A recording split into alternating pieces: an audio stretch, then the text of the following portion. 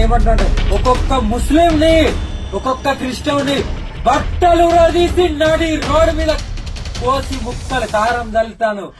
మన దేశంలో మతోన్మాదం ఏ స్థాయికి చేరిపోయిందంటే బీఫ్ తినేవారిని చంపేయడం, మనుషుల శవాలు తినేవారిని ప్రోత్సహించడం, వారిని హైలైట్ చేయడం. ఇంతకంటే ఉన్మాదం ఇంకేమైనా ఉంటుందా? మీరు నా యూట్యూబ్ ఛానల్లో వీడియోలు చూడండి. ఇంతవరకు నేను అఘోరి గురించి మాట్లాడలేదు, ఫస్ట్ టైం ఇప్పుడు మాట్లాడుతున్నానంటే ఈ వీడియో కొంతమంది ఉన్మాదులు సోషల్ మీడియాలో షేర్ చేస్తున్నారు, వాట్సాప్ గ్రూపుల్లో కూడా తెగ ఫార్వర్డ్ అయిపోతుంది. కాబట్టి ఇప్పుడు నేను ఈ అఘోరి గురించి మాట్లాడాల్సినటువంటి పరిస్థితి ఏర్పడింది. నిజంగా తను అఘోరియా లేదా అఘోరి మాతానా లేదా నాగ సాధువా? ఈ విషయాలు తెలియాలంటే కంప్లీట్గా ఈ వీడియో చూడండి. ఇప్పటి వరకు ఎవరు చెప్పినటువంటి ఇన్ఫర్మేషన్ నేను మీకు ఇవ్వబోతున్నాను. సహజంగా అఘోరాలు లేదా అఘోరీలు మీడియాలో కనిపించడానికి, మీడియాతో మాట్లాడడానికి అస్సలు ఇష్టపడరు. అయితే తెలంగాణలో గత కొన్ని రోజులుగా హల్చల్ చేస్తున్న అఘోరి మాత్రం పనిగట్టుకుని మీడియా ఛానల్స్కి ఇంటర్వ్యూ ఇస్తున్నారు. అంతేకాదు తాను అఘోరిగా ఎలా మారానో రకరకాల కథనాలు చెబుతూ ఉన్నారు. ఒక కారు నిండా పుర్రెలు, చేతిలో స్మార్ట్ ఫోన్తో తిరుగుతున్న అఘోరి నాగసాధు నిజంగానే అఘోరినా లేక కావాలని ఈ విధంగా నటిస్తుందా అన్న కోణంలో కొన్ని యూట్యూబ్ ఛానల్స్ పరిశోధన చేస్తే చివరకు అఘోరి మహిళ కాదు, ట్రాన్స్జెండర్ అని తేలిపోయింది. సాధారణంగా అఘోరాలు, నాగసాధువులు కుంభమేళాలకు మరియు అత్యవసరమైన సమయాలలో తప్ప వారు బయటికి జనాలలోకి రారు. ఈ మధ్య కాలంలో నెంబర్ ప్లేట్ కూడా లేకుండా అఘోరి నాగసాధు అని ఒక కస్టమైజ్ కారు వేసుకొని అన్ని రాష్ట్రాలకు తిరుగుతూ ఫేమస్ అయినటువంటి ఈ అఘోరి ఎవరు? సంస్కృతంలో అఘోరి అంటే భయం కలిగించని అని అర్థం. కానీ ఈమె కారు మొత్తం డేంజర్ అని రాపించి అక్కడ ప్రజల్ని భయపెడుతూ ఉంటుంది. అందులో మనిషి పొర్రెలు, కపాలాలు పెట్టుకొని చాలా భయంకరంగా డిజైన్ చేయించింది ఆ కారుని. ఈ అఘోరి తెలంగాణ మరియు ఆంధ్రాలో తిరుగుతూ సమాజంలో ఒక ప్రత్యేకమైనటువంటి గుర్తింపుతో పాటు సనాతన ధర్మాన్ని కాపాడుతాను, ఉద్ధరిస్తాను, నేను సనాతన ధర్మం కోసమే పనిచేస్తున్నానని పూర్తి మీడియా ఛానల్స్ని తన వైపు ఆకర్షించుకుంది. ప్రస్తుతం దేశంలో జరుగుతున్నటువంటి అత్యాచారాలు, సనాతన ధర్మంపై జరుగుతున్నటువంటి దాడులు, ఇంకా వివిధ సమస్యలను పరిష్కరించడానికి వచ్చాను అంటూ ఇంటర్వ్యూలలో ఆమె మాట్లాడుతూ ప్రత్యేకమైనటువంటి వీడియోలు కూడా తయారు చేస్తూ ప్రజలందరి దృష్టిని తన వైపునకు ఆకర్షించుకునేటటువంటి అన్ని ప్రయత్నాలు చేసేసింది. ఒక్క మాటలో చెప్పాలి అంటే ఆమె కోరుకున్న పబ్లిసిటీని ఆమె కోరుకున్న దానికంటే ఎక్కువగా ఆమె పొందేసింది కూడా. అసలు ఎవరు ఈ అఘోరి? ఈమె ఫేమస్ అవ్వడానికి సనాతన ధర్మాన్ని ఎంతలా వాడుకుంటుంది, అసలు ఈమె ఎవరు అనేటటువంటి విషయాలు ఇప్పుడు మనం కంప్లీట్గా తెలుసుకోబోతున్నాం. కాబట్టి వీడియో చివరి వరకు చూడండి. దళిత కుటుంబంలో పుట్టినటువంటి అఘోరి 7 సంవత్సరాలలోనే ఇంటి నుంచి బయటకు వెళ్ళాడు. తండ్రి పేరు చిన్నయ్య, తల్లి పేరు చిన్నక్క. వీళ్లకు 5గురు సంతానం, 4 మగవారు, 1 ఆడపిల్ల. ఈ అఘోరి మారిన అతను 3వ కుమారుడు. వీళ్ళ ఇంటి పరిస్థితి చూస్తే చాలా దయానీయంగా ఉంటుంది. వ్యవసాయం చేసుకొని, కూలి పని, ఉపాధి హామీల వంటి పనులు చేసుకొని బ్రతికే వాళ్ళు వీరి కుటుంబ సభ్యులు. రెక్కాడితే గాని డొక్కాడని పరిస్థితి ఈ కుటుంబానిది. ప్రస్తుతం తెలంగాణ రాష్ట్రంలో ఈ అఘోరి వ్యవహారం హాట్ టాపిక్గా మారిపోయింది. ఇప్పుడు అఘోరి మాత వివిధ యూట్యూబ్ ఛానళ్లకు వరుస పెట్టి ఇంటర్వ్యూలు ఇస్తూ ఒక ఇంటర్వ్యూకు మరో ఇంటర్వ్యూతో ఎలాంటి పొంతన లేకుండా సంచలన వ్యాఖ్యానాలు చేస్తుంది. ఒంటిపై కనీసం బట్టలు కూడా లేకుండా విభూతి రాసుకొని సంచరిస్తున్నటువంటి ఈ అఘోరి ముత్యాలమ్మ ఆలయంపై దాడి జరిగినటువంటి సమయంలో అక్కడ ప్రత్యక్షమై ఒంటి కాలిపై నిలబడి పూజలు చేసి సోషల్ మీడియాలో వైరల్ అయింది. దీంతో భక్తులు ఆమెను ముత్యాలమ్మే పంపించిందని భక్తి పారవస్యంతో మునిగిపోయారు. కొమురవెల్లి, కీసరతో పాటు పలు ఆలయాలు సందర్శించిన అఘోరి శివలింగానికి భస్మంతో అభిషేకాలు చేశారు. దీంతో పలు యూట్యూబ్ ఛానళ్లు అఘోరిని ప్రత్యేకంగా ఇంటర్వ్యూలు కూడా చేశారు. ఈ అఘోరి అనబడే ఇతడు 2 దీక్షలు తీసుకున్నట్లు చెప్తున్నాడు. ఒకటి అఘోరి, రెండవది నాగసాధువు. అఘోరి మరియు నాగసాధువు అవ్వాలంటే కనీసం 12 సంవత్సరాల కఠోర దీక్షను పాటించాలి. నాగసాధువులు ఉండే ప్రదేశాన్ని అఖాడాలు అంటారు. అవి వాళ్ళకి తప్ప ఎవరికి కూడా తెలియవు. కుంభమేళాల సమయంలో తప్ప వాళ్ళు తమ ప్రదేశాన్ని వదిలిపెట్టి అస్సలు బయటికి రారంటే రారు. ఈ నాగ సాధువులు శివుడిని పూజిస్తారు, అఘోరాలు కాలభైరవ రూపంలో ఉన్నటువంటి శివుని పూజిస్తారు.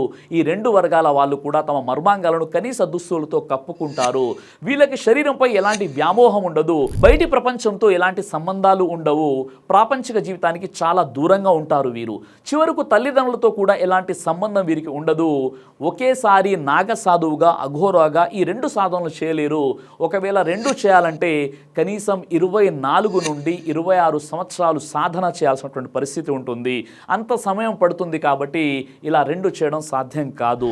కొందరు ట్రాన్స్జెండర్స్ ప్రకారం శ్రీనివాస్ అలియాస్ పింకీ కేవలం 3 సంవత్సరాల క్రితమే ట్రాన్స్జెండర్గా మారిందంటున్నారు. అఘోరి ఇచ్చిన ఇంటర్వ్యూలలో 7 సంవత్సరాలు ఉన్నప్పుడు అఘోరిగా మారిపోయా అంటుంది. కానీ కొన్ని సంవత్సరాల క్రితం వరకు కూడా ఇతను అబ్బాయి లాగే ఉన్నాడు. అప్పుడు ఇతను కనీసం ట్రాన్స్ కాదు, సాధుగా కూడా ఇతను మారలేదు. ఇతను ట్రాన్స్లా మారిన తర్వాత కొన్ని రోజులు ట్రైన్లలో షాపుల్లో భిక్షాటం చేసినట్టు కొన్ని రిపోర్ట్స్ కూడా చెబుతున్నాయి. ఈ అఘోరి చేసిన పని వల్ల నిజమైన ట్రాన్స్లకు కూడా ఈమె చేసే పనులు అస్సలు నచ్చడం లేదు. ఈ అఘోరి అంటే శ్రీనివాస్ చేసేది నాటకం అని కొంతమంది చెప్తున్నారు కూడా. ఈమె అక్టోబర్ 14న సికింద్రాబాద్ ముత్యాలమ్మ టెంపుల్ గొడవతో బయటికి వచ్చేసింది. కొంతమంది యూట్యూబ్ ఛానల్స్ వారు ఈమె వెనకపడి మరి వరుసగా ఇంటర్వ్యూలు తీసుకోవడం ప్రారంభించారు. వాళ్ళ టీఆర్పీ పెంచుకోవడానికి తప్ప మరో విషయం కాదు. ఇది ఆమెకు చాలా పెద్ద అడ్వాంటేజ్ అయిపోయింది. ఎందుకంటే మన సనాతన ధర్మం అని మనం పదే పదే చెప్తూ ఉంటాం, కానీ మన సనాతన ధర్మం ఏం బోధిస్తుందో మనకు తెలియదు. కాబట్టి ఇలా ఎవరు వచ్చినా మనం అవలీలగా వారిని నమ్మేస్తూ ఉంటాం. ఇప్పుడు ఈ అఘోరి తన తల్లిదండ్రులు చెప్పిన దాని ప్రకారం ఇతను ఒక అబ్బాయి, తన పేరు శ్రీనివాస్, 7 సంవత్సరాల వయసులో ఇంటి నుండి వెళ్ళిపోయాడు. కానీ ఈమె ఒక ఇంటర్వ్యూలో మీరు పీరియడ్స్ వస్తే ఏం చేస్తారని అడిగిన ప్రశ్నకు నాకు పీరియడ్స్ వచ్చిన టైంలో నేను బయటికి రానని చెప్పింది. కానీ ఇతను 8 ఆగస్టు 2024లో ఇండోర్లోని బండారి హాస్పిటల్లో ఆపరేషన్ చేసుకుని ట్రాన్స్లా మారింది. అయితే మగ నుండి ఆడగా మారినటువంటి వ్యక్తికి గర్భసంచి ఉంటుందా? ఎందుకు ఇంత అబద్ధం చెప్తుంది? నాకు పీరియడ్స్ వచ్చిన టైంలో నేను ఏ టైంలో బయటికి రావాలో ఆ టైంలో వస్తాను. మ్యాక్సిమం ఆ పర్టికులర్ టైంలో పీరియడ్ టైంలో మాత్రం నైట్ మొత్తము ఎప్పుడైతే బయటకు వచ్చి వెళ్ళాలో అప్పుడు మాత్రం బయటకు వచ్చి వెళ్ళి మళ్ళీ శ్మశానాలనే గడుపుతుంది. ఇతను వారి తల్లిదండ్రులకు 3వ కొడుకు, కానీ ఇంటర్వ్యూల్లో నేను పుట్టుకతో అమ్మాయిని అని అబద్ధం చెప్పింది. మరో ట్విస్ట్ ఏంటంటే ఈ అఘోరి ఇంతకు ముందు అఘోరాగా ఉండేవాడు. మొదట్లో తాంత్రిక పూజలు చేయడానికి రాత్రులు వెళ్ళేవాడు. ఈ వీడియోని చూడండి, మీకే స్పష్టంగా అర్థమవుతుంది. ఈ వీడియో ఇతను అఘోరిలా మారిన తర్వాత బయటకు వచ్చింది. ఈ వీడియో లీక్ చేసిన వాడిని బూతులు తిడుతూ బ్లాక్మెయిల్ కూడా చేశాడు ఈ అఘోరి. మొదట్లో ఇలా అఘోరాల తాంత్రికుడు ఇలా వర్కౌట్ కాకపోవడంతో కొన్నాళ్లకు గెటప్ మార్చేశాడు, గడ్డం తీసేసి తిరిగాడు. అఘోరాలు అంటే ప్రాపంచిక జీవితానికి చాలా దూరంగా ఉంటారు. కానీ ఇతడు కారులో తిరగడం, ఐఫోన్లు వాడడం, టాటూస్ వేసుకోవడం, పైగా నా దగ్గర 3 కార్లు ఉన్నాయి, ఒకటి బెంజ్, మరొకటి ఫార్చ్యూనర్ ఉంది, ఈ విధంగా నా వద్ద 3 ఆశ్రమాలు ఉన్నాయని చెప్పుకున్నాడు. ఆ తర్వాత జూలైలో ఇండోర్లో ఆపరేషన్ చేయించుకొని అర్ధనారీశ్వరి అవతారంలో చాలా టెంపుల్స్ తిరిగాడు. సరిగ్గా అదే సమయంలో తిరుపతి లడ్డు ఇష్యూ ఒకటి జరిగింది. చాలామంది సనాతన ధర్మం అనే పేరును వాడి హిందువులకు దగ్గర అయ్యారు, ఫేమస్ అయిపోయారు. అలాగే ఈమె కూడా ఈ పదం వాడి ఫేమస్ అయిపోదాం అని అనుకొని ఇలాంటి డ్రామా చేసిందని చాలామంది భావిస్తున్నారు. చాలామంది హిందువులు కూడా ఆమెను అఘోరి మాతగా నమ్మి ఆమెను ఫేమస్ కూడా చేసేశారు. అయితే ఈ లడ్డు ఇష్యూ తర్వాత అతనికి ఫేవర్గా అదే సమయంలో అక్టోబర్ 14న సికింద్రాబాద్ ముత్యాలమ్మ టెంపుల్లో ఇష్యూ జరిగింది. తాను అఘోరిగా అవతారం ఎత్తడానికి ఇదే సరైన సమయం అనుకుని ఆ గుడిలో పూజలు చేస్తూ మీడియా కంట్లో పడింది. దాంతో ఫేమస్ అవ్వాలని తన ఆశ తీరే విధంగా ఆ యూట్యూబ్ ఛానల్స్ అన్నీ వరుస పెట్టి ఇంటర్వ్యూలు తీసుకున్నాయి.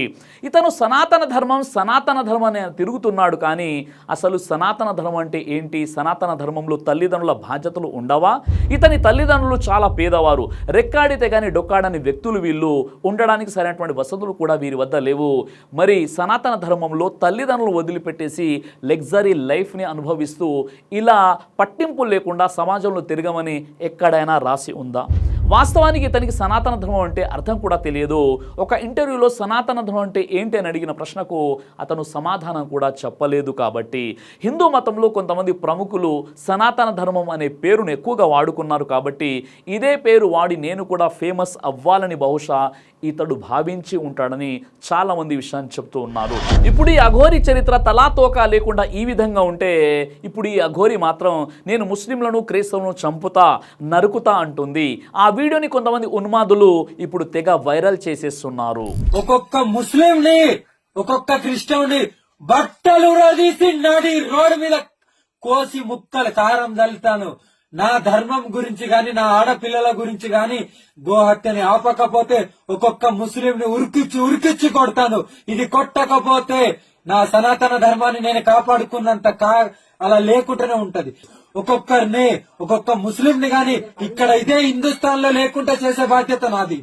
ఇక్కడ అందరు హిందువులే ఉండాలి. ఇది హిందూ దేశం, హిందూ రాష్ట్ర, హిందూ దేశం.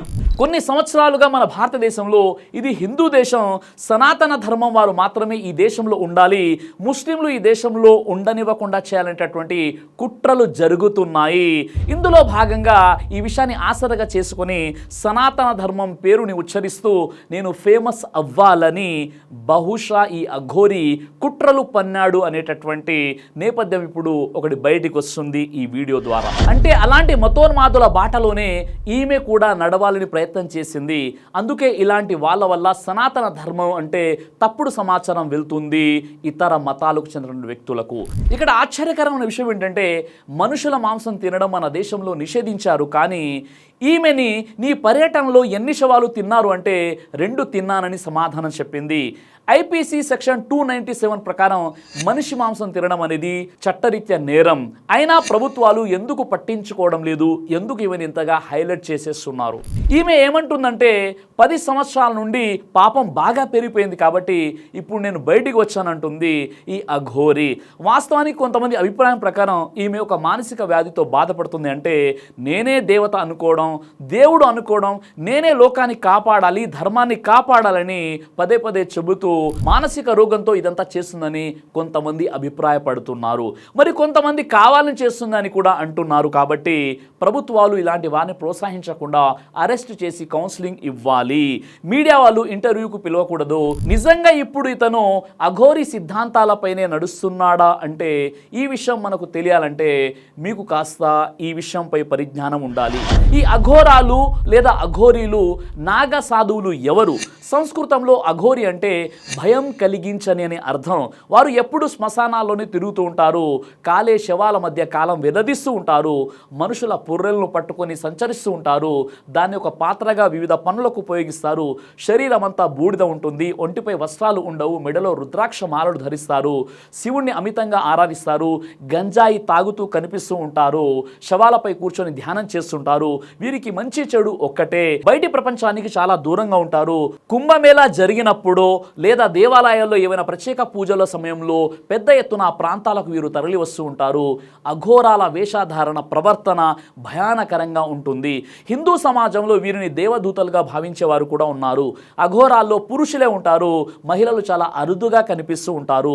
దేవునితో ఏకం కావడానికి వీరు సాధారణ నియమాలను దాటి తమదైన ప్రత్యేక పద్ధతులను అవలంబిస్తూ ఉంటారు.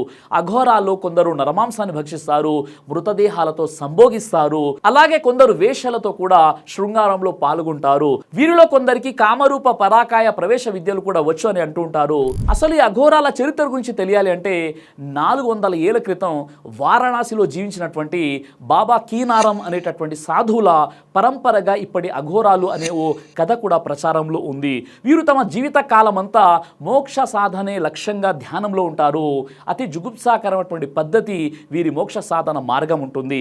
హిమాలయ మంచు గుహలు, కాశీ క్షేత్రం, బెంగాల్, గుజరాత్ అడవుల్లో వీరు ఎక్కువగా సంచరిస్తూ ఉంటారు. అసలు ఈ అఘోరాలు ఎలా వచ్చారు అని దాని మూలాన్ని గనక మనం పరిశీలించినట్లయితే వీరి యొక్క విశ్వాసాల ప్రకారం శివుడు తన పంచబ్రహ్మ రూపాలలో దక్షిణముఖంగా ఉండే రూపం అఘోర రూపంగా వీళ్ళు నమ్ముతారు.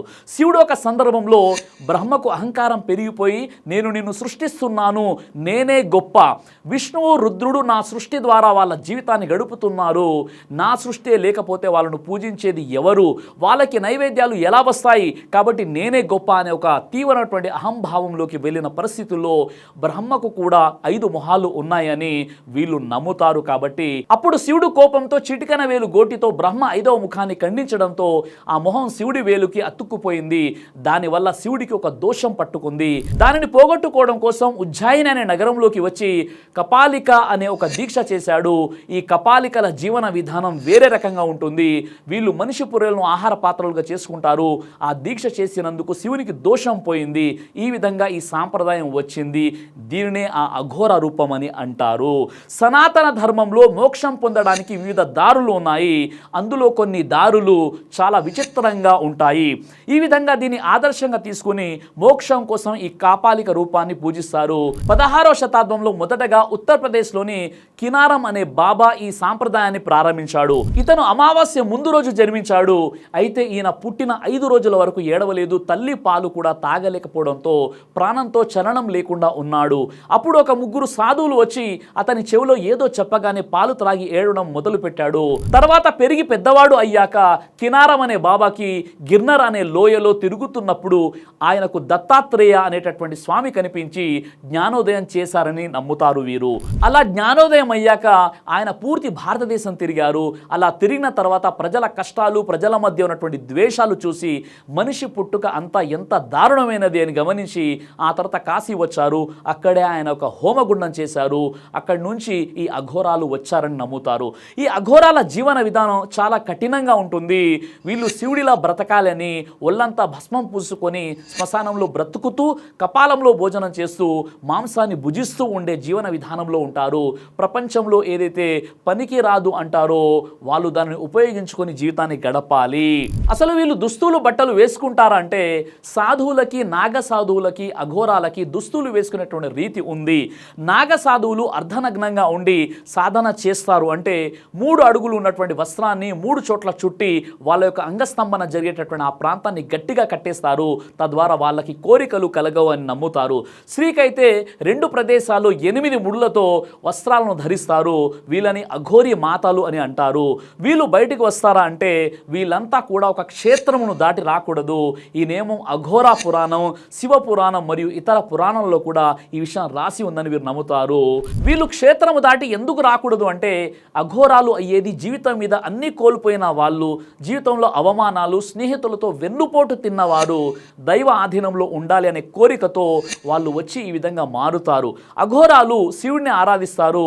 నాగ సాధువులు శివుడు, విష్ణువు, మహాశక్తి సూర్యుడు, గణేష్ని కూడా ఆరాధిస్తారు. ఇలా 5గురిని పూజిస్తారు. 7 గడపలకు భిక్షాటనకు వెళ్తారు. మిగతాది అంతా కూడా యోగ నిద్రలో ఉంటారు. అఘోరాలు, నాగ సాధువులు క్షేత్ర పాలకులు. క్షేత్రాలు దాటి, బౌండరీలు దాటి బయటికి రాకూడదు. అఘోరాలు రాష్ట్రాలు దాటి రాకూడదు. సాధువులు రాష్ట్రం లోపలే ఉండాలి. మరి ట్రాన్స్జెండర్ అయిన శ్రీనివాస్ అలియాస్ పింకీ మొత్తం అన్ని రాష్ట్రాలు కాల్లో చక్కర్లు కొడుతున్నది. ఇలా చేయాలని పురాణాల్లో లేదు. కానీ ఇప్పుడు అఘోరీలా తిరుగుతున్నటువంటి ఈ ట్రాన్స్జెండర్ శ్రీనివాస్ పూర్తి నగ్నంగా దుస్తులు లేకుండా కనిపిస్తూ రకరకాలుగా మాట్లాడుతున్నాడు. ఇక్కడ విచిత్రం ఏంటంటే సెక్స్ని లీగలైజ్ చేసినటువంటి అమెరికా లాంటి దేశాల్లోనే కాస్తో కూస్తో దుస్తులు వేసుకొని కనిపిస్తారు. అలాంటిది స్త్రీని గౌరవించేటటువంటి మన భారతదేశంలో ఒక స్త్రీ అఘోరీ బట్టలు లేకుండా తిరగడం ఎంతవరకు సమంజసం? ఇది మీరు ఆలోచించండి. సనాతన ధర్మాన్ని కాపాడాలి, అందులో ఎలాంటి సందేహము లేదు. ప్రతి మతం వారు ఆ మత అవలంబికులను చైతన్యపరచాలి, అందులో ఎలాంటి తప్పు లేదు. కానీ సనాతన ధర్మం పేరుతో ధర్మంలో లేని విషయాలను కూడా ప్రోత్సహించడం అనే అంత మూర్ఖత్వం మరొకటి బహుశా ఉండదు. పైగా ఇతను ముస్లింలను, క్రైస్తవులను కోసి కారం పెడతానని బహిరంగంగా హెచ్చరిస్తూ మరి ఒక వీడియో తయారు చేస్తే కొంతమంది మతోన్మాదులు ఈ వీడియోని తెగ వైరల్ చేసేస్తున్నారు. ఇప్పటికే మన భారతదేశం మతోన్మాదంతో భగ్గుమంటుంటే భారతీయులలో విద్వేషాలను రగిలించే విధంగా ముస్లింలను మరియు క్రైస్తవులను చంపండి అనేటటువంటి ఈ అఘోరీ విద్వేషపూరితమైనటువంటి వీడియోని ఒకవేళ మీరు కనుక షేర్ చేసినట్లయితే, ఆ విషయాన్ని సమర్థించినట్లయితే మీరు భారతదేశానికి ఒక మచ్చ లాంటి వారు. ఈ విషయంలో మీ అభిప్రాయం ఏంటో సంస్కారబద్ధంగా కామెంట్ ద్వారా నాకు చేరవేయండి. జై హింద్. దైవ ప్రవక్త ముహమ్మద్ సల్లల్లాహు అలైహి వసల్లం వారు తెలియజేశారు, కడుపుకు సంబంధించినటువంటి అన్ని రకాల వ్యాధులకు అద్భుతమైనటువంటి ఔషధం తల్బీనా. ఇది దైవ ప్రవక్త వారి సున్నత్, మంచి ఆహారం, ఇమ్యూనిటీ బూస్టర్, ఇందులో షిఫా ఉంది. ఇది మంచి ఔషధంగా కూడా పనిచేస్తుంది. కాబట్టి పిల్లలు అయినా పెద్దలు అయినా ఎవరైనా దీనిని ఉపయోగించవచ్చు. అలాగే ఖురాన్లో దైవం తెలియజేశాడు, తేనెలో మీకు స్వస్థత ఉంది అని. కాబట్టి స్వచ్ఛమైనటువంటి ఫారెస్ట్ హనీ కోసం మీరు సంప్రదించండి. అలాగే పురుషుల కోసం ప్రత్యేకంగా తయారు చేయబడినటువంటి షాహీ హల్వా, ఇది లైంగిక సమస్యలను దూరం చేసి శృంగార సామర్థ్యాన్ని పెంచుతుంది. మీ దాంపత్య జీవితంలో మంచి అనుభూతినిస్తుంది. ఇందులో ఎలాంటి సైడ్ ఎఫెక్ట్స్ లేవు. ఇది కంప్లీట్గా హెర్బల్ ప్రొడక్ట్స్తో తయారు చేయబడినటువంటిది. కాబట్టి స్క్రీన్పై కనిపిస్తున్నటువంటి ఈ నెంబర్స్కి కాల్ చేసి మీరు ఇప్పుడే ఈ ప్రొడక్ట్స్ని ఆర్డర్ చేసుకోవచ్చు. కొరియర్ ఫెసిలిటీ కూడా ఉంది. ఆలస్యం ఎందుకు, వెంటనే ఆర్డర్ చేయండి.